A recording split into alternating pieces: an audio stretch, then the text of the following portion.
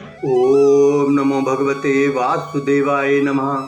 संक्षिप्त महाभारत कथा वन पर्व के अंतर्गत भाग 29। आज की कथा में पांडवों का गंधमादन पर्वत से चलकर अन्यंत्र भ्रमण करते हुए द्वैत वन में प्रवेश तथा भीम का सर्प के चुगल में फंसना और युधिष्ठिर के द्वारा सर्प के प्रश्नों का उत्तर। जन्मेजय ने पूछा, विषमपजायन जी, जब महारथी वीर अर्जुन अस्त्र विद्या की पूर्ण शिक्षा पाकर इंद्र भवन से लौट आए, उसके बाद उनसे मिलकर पांडवों ने कौन सा कार्य किया? विषमपजायन जी बोले, अर्जुन अस्त्र विद्या सीखकर इंद्र के समान महान पराक्रमी वीर हो गए थे। उनके साथ सभी पांडव उन पूर्वोक्त वनों में ही रहते हुए अत्यंत रमणीय गंधमादन पर्वत पर विचरने लगे। उस पर्वत पर बड़े ही सुंदर भवन बने हुए थे तथा वहां नाना प्रकार के वृक्षों के निकट अनेकों तरह के खेल होते रहते थे। उन सब को देखते हुए कीरटधारी अर्जुन वहां घूमते और हाथ में धनुष लेकर सदा अस्त्र संचालन का अभ्यास किया करते थे। पांडवगण कुबेर के अनुग्रह से वहां रहने के लिए उत्तम निवास स्थान पाकर बड़े सुखी थे। अर्जुन के साथ वे वहां 4 वर्ष तक रहे, परंतु उनको वह समय एक रात के समान ही प्रतीत हुआ। पहले के 6 वर्ष तथा वहां के 4 वर्ष, इस प्रकार सब मिलाकर पांडवों के वनवास के 10 वर्ष सुखपूर्वक बीत गए। तदंतर एक दिन भीम, अर्जुन, नकुल और सहदेव एकांत में राजा युधिष्ठिर के पास बैठकर उनसे मीठे शब्दों में अपने हित की बात बोले। गुरुराज, हम चाहते हैं कि आपकी प्रतिज्ञा सच्ची हो तथा हम वही कार्य करना चाहते हैं जो आपको प्रिय लगे। हम लोगों के वनवास का ये 11वां वर्ष चल रहा है। आपकी आज्ञा श्रद्धेय कर मान अपमान का विचार छोड़कर हम निर्भयता पूर्वक वन में विचर रहे हैं। हमें विश्वास है उस खोटी बुद्धि वाले दुर्योधन को चकमा देकर 13वें वर्ष का अज्ञातवास भी सुख से व्यतीत कर लेंगे। 1 वर्ष तक गुप्त रीति से भ्रमण करके फिर हम उस नराधाम का अनायास ही संहार कर डालेंगे। विषमपजायन जी कहते हैं, धर्म और अर्थ के तत्व को जानने वाले धर्मपुत्र महात्मा युधिष्ठिर ने जब अपने भाइयों का विचार अच्छी तरह जान लिया, तब उन्होंने कुबेर के उस निवास स्थान की परिदक्षिणा की और वहां के उत्तम भवन, नदी, सरोवर तथा समस्त यक्ष राक्षसों से जाने के लिए आज्ञा मांगी। तत्पश्चात राजा युधिष्ठिर अपने सभी भाइयों और ब्राह्मणों को साथ लेकर जिस मार्ग से आए थे उसी से लौट पड़े। रास्ते में जहां कहीं भी अगम्य पर्वत और झरने आते, वहां घटोत्कच इन सब को एक ही साथ कंधे पर उठाकर पार पहुंचा देता था। लोमश ऋषि ने जब पांडवों को वहां से प्रस्थान करते देखा तो जिस प्रकार दयालु पिता अपने पुत्रों को उपदेश देता है, वैसे ही उन सब को दिव्य सुंदर उपदेश दिया और स्वयं मन ही मन प्रसन्न होकर देवताओं के निवास स्थान को चले गए। इस प्रकार राजऋषि अरिष्टशेषन ने भी उन सब को उपदेश दिया। तत्पश्चात वे नरश्रेष्ठ पांडव पवित्र तीर्थ, मनोहर तपोवनों और बड़े बड़े सरोवरों का दर्शन करते हुए आगे बढ़े। वे कभी रमणीय वनों में, कभी नदियों के तट पर, कभी जलशायों के किनारे और कभी पर्वतों की छोटी बड़ी गुफाओं में रात को ठहरते जाते थे। इस प्रकार चलते चलते वे राजा वृषपर्वा के अत्यंत मनोरम आश्रम पर पहुंचे। विश्वपर्वा जी ने इन लोगों का बड़ा आदर सत्कार किया और पांडवों ने विश्राम करके थकावट दूर होने पर उनसे जैसे जैसे गंधमादन पर्वत पर निवास किया था वे सब समाचार विस्तार पूर्वक कह सुनाया। विश्वपर्वा के आश्रम पर देवता और महर्षि आकर निवास किया करते थे, इससे वे अत्यंत पवित्र हो गया था। पांडव भी वहां एक रात रहकर दूसरे दिन सवेरे बद्रिका आश्रम तीर्थ विशाला नगरी में आए। वहां भगवान नर नारायण के क्षेत्र में 1 मास तक वे बड़े आनंद के साथ रहे। फिर जिस मार्ग से आए थे उसी से लौटकर उन्होंने किरात राज सुबहु के राज्य की ओर प्रस्थान किया। चीन, तुषार, दर्द और कुलंद देशों को जहां रत्नों और मणियों की खानें हैं लांघ कर तथा हिमालय के दुर्गम प्रदेशों को पार करके उन्होंने राजा सुबाहु का नगर देखा। राजा सुबाहु ने जब सुना कि मेरे राज्य में पांडवगण पधारे हुए हैं तो वह बहुत प्रसन्न हुआ और नगर से बाहर आकर इनकी अगवानी की। राजा युधिष्ठिर ने भी उनका सम्मान किया। सुबहु के यहाँ एक रात उन्होंने बड़े आनंद से व्यतीत की। सवेरे घटोत्कच को उनके अनुचरों सहित विदा कर दिया और सुबहु के दिए हुए बहुत से रथ और सारथी साथ लेकर उस पर्वत पर पहुंचे जो जमुना का उद्गम स्थान है। उस पर झरने बह रहे थे, उसके हिमाच्छिद शिखर बाल सूर्य की किरणें पड़ने से श्वेत और अरुण रंग के दिखाई पड़ते थे। वीरवर पांडवों ने उस पर्वत पर विशाख यूप नाम वन में निवास किया। वे महान वन चैत्र रथ वन के समान शोभयमान था। वहां उन्होंने आनंद पूर्वक 1 वर्ष व्यतीत किया। वहां निवास करते समय एक दिन भीम पर्वत की कंदरा में एक महाबली अजगर के पास जा पहुंचे जो मृत्यु के समान भयानक और भूख से पीड़ित था। उसे देखते ही भीम भयभीत हो गए। उनकी अंतरात्मा विषाद और मोह से व्यथित हो उठी। उस अजगर ने भीम के शरीर को लपेट लिया। वे भय के समुद्र में डूब रहे थे। उस समय महाराज युधिष्ठिर ही द्वीप के समान उन्हें शरण देने वाले हुए। उन्होंने ही आकर उन्हें सर्प के चुगल से छुड़ाया। उस समय पांडवों के वनवास का 11वां वर्ष पूरा हो रहा था और 12वां वर्ष समीप था।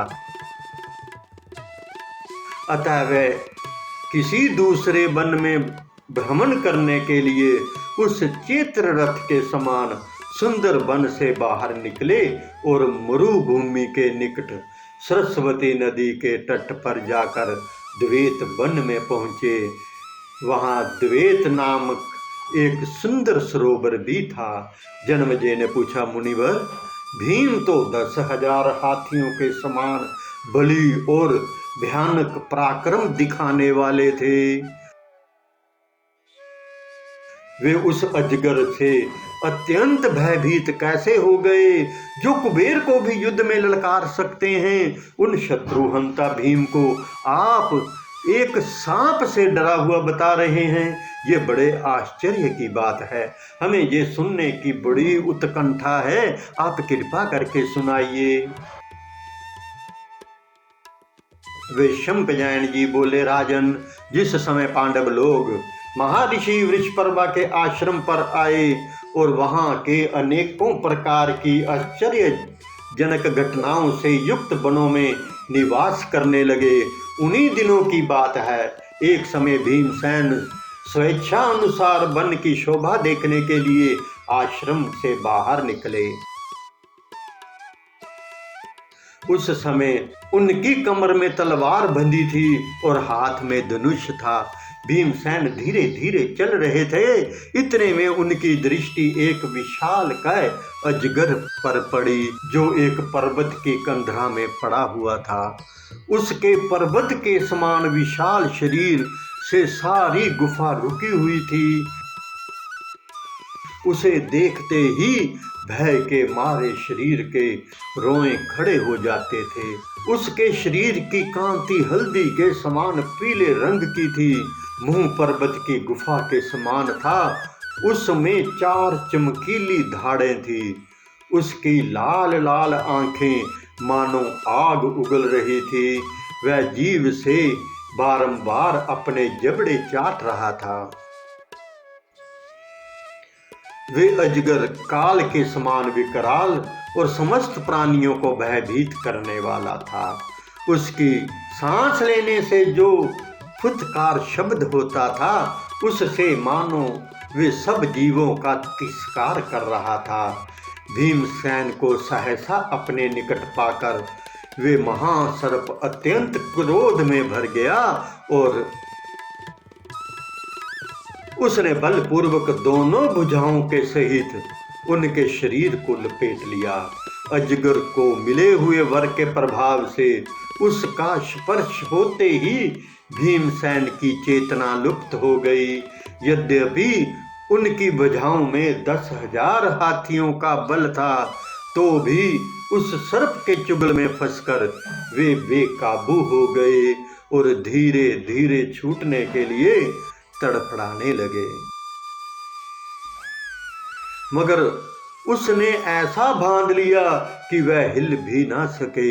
भीमसेन के पूछने पर उस अजगर ने अपने पूर्व जन्म का परिचय दिया तथा शाप और वरदान की कथा भी सुनाई। भीमसेन ने उससे बहुत अनुनय विनय की, फिर भी वे सर्प के बंधन से छुटकारा ना पा सके।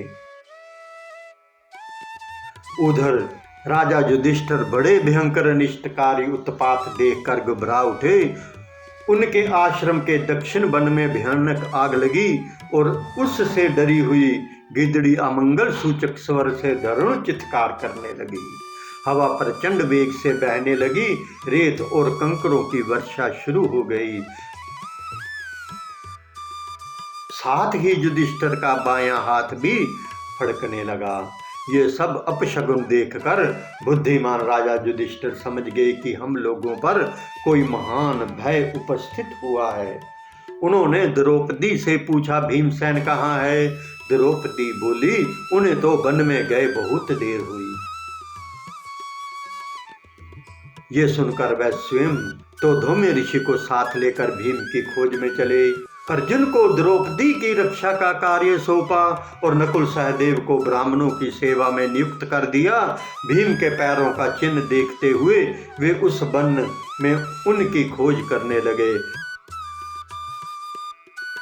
ढूंढते ढूंढते पर्वत के दुर्गम प्रदेश में जाकर उन्होंने देखा कि एक महान अजगर ने उन्हें जकड़ लिया है और वे निश्चेष्ट हो गए हैं। उनको उस अवस्था में देखकर धर्मराज ने पूछा, भीम, वीर माता कुंती के पुत्र होकर तुम इस आपत्ति में कैसे फंस गए और ये पर्वताकार अजगर कौन है? बड़े भाई धर्मराज को देखकर भीम ने अपना सब समाचार कह सुनाया कि किस प्रकार सर्प के चुगल में फंसकर वे चेष्टाहीन हो गए हैं और अंत में कहा, भैया, ये महाबली सर्प मुझे खा जाने के लिए पकड़े हुए हैं। युधिष्ठिर ने सर्प से कहा, आयुष्मान, तुम मेरे इस अनंत पराक्रमी भाई को छोड़ दो। तुम्हारी भूख मिटाने के लिए मैं तुम्हें दूसरा आहार दूंगा। सर्प बोला, ये राजकुमार मेरे मुख के पास स्वयं आकर मुझे आहार रूप से प्राप्त हुआ है। तुम यहाँ से चले जाओ, यहाँ रुकने में कल्याण नहीं है। अगर रुके रहोगे तो कल तुम भी मेरे आहार बन जाओगे। युधिष्ठिर ने कहा, सर्प, तुम कोई देवता हो या दैत्य अथवा वास्तव में सर्प ही हो, सच बताओ। तुमसे युधिष्ठिर प्रश्न कर रहा है। भुजंगम, बोलो तो सही, है कोई ऐसी वस्तु जिसे पाकर अथवा जानकर तुम्हें प्रसन्नता हो? तुम भीमसेन को कैसे छोड़ सकते हो? सर्प बोला, राजन, मैं पहले जन्म में तुम्हारा पूर्वज नहुष नाम का राजा था। चंद्रमा से 5वीं पीढ़ी में जो आयु नामक राजा हुए थे, उन्हीं का मैं पुत्र हूँ। मैंने अनेकों यज्ञ किए, तपस्या की, स्वाध्याय किया तथा अपने मन और इंद्रियों पर भी विजय प्राप्त की। इन सब सत्कर्मों से तथा अपने पराक्रम से भी मुझे तीनों लोकों का ऐश्वर्य प्राप्त हुआ था। उस ऐश्वर्य को पाकर मेरा अहंकार बढ़ गया। मैंने मदोन्मत्त होकर ब्राह्मणों का अपमान किया। इससे कुपित हो महर्षि अगस्त्य ने मुझे इस अवस्था को पहुंचा दिया। महाराज अगस्त्य की ही कृपा से आज तक मेरी पूर्व जन्म की स्मृति लुप्त नहीं हुई है। ऋषि के शाप के अनुसार दिन के 6ठे भाग में ये तुम्हारा भाई मुझे भोजन के रूप में प्राप्त हुआ है, अतः मैं ना तो इसे छोड़ूंगा और ना इसके बदले दूसरा आहार लूंगा। किंतु एक बात है, यदि तुम मेरे पूछे हुए कुछ प्रश्नों का उत्तर अभी दे दोगे तो उसके बाद तुम्हारे भाई भीमसेन को मैं अवश्य छोड़ दूंगा। युधिष्ठिर ने कहा, सर्प, तुम इच्छा अनुसार प्रश्न करो। यदि मुझसे हो सकेगा तो मैं तुम्हारी प्रसन्नता के लिए अवश्य सब प्रश्नों का उत्तर दूंगा। सर्प ने कहा, राजा युधिष्ठिर, बताओ ब्राह्मण कौन है और जानने योग्य तत्व क्या है? युधिष्ठिर बोले, नागराज सुनो, जिसमें सत्य, दान, क्षमा, सुशीलता, क्रूरता का अभाव, तपस्या, दया ये सद्गुण दिखाई दें, वही ब्राह्मण है, ऐसा स्मृतियों का सिद्धांत है। और जानने योग्य तत्व तो वह पार ब्रह्म ही है, जो सुख दुख से परे है, जहां पहुंचकर या जिसे जानकर मनुष्य शोक के पार हो जाता है। सर्प बोला, युधिष्ठिर, ब्रह्म और सत्य तो चारों वर्णों के लिए हितकर और प्रमाणभूत हैं तथा वेद में बताए हुए सत्य, दान, क्रोध का अभाव, क्रूरता ना होना, अहिंसा और दया आदि सद्गुण तो शूद्र में भी पाए जाते हैं।